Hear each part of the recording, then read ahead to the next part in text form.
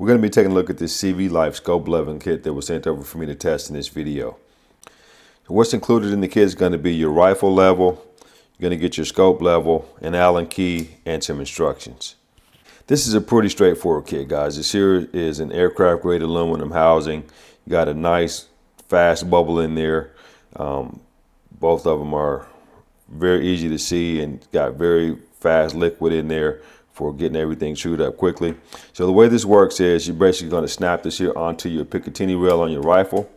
This is going to allow you to true up the rifle, and then you're going to use this bubble over here on top of your turret to match the level for both of them, and then you got a true installation so that you can remove as much can as possible. Now the way this guy here works is if you have a known level surface, you can use this little Allen key that they provide you.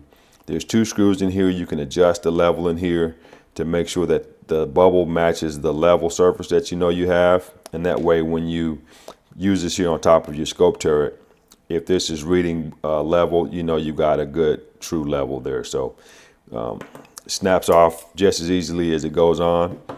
So guys, if you're looking for a very easy to use, effective way of installing your scopes and making sure that they're level without any cant, you may want to check out this CVLIFE scope leveling kit here. I hope this helps.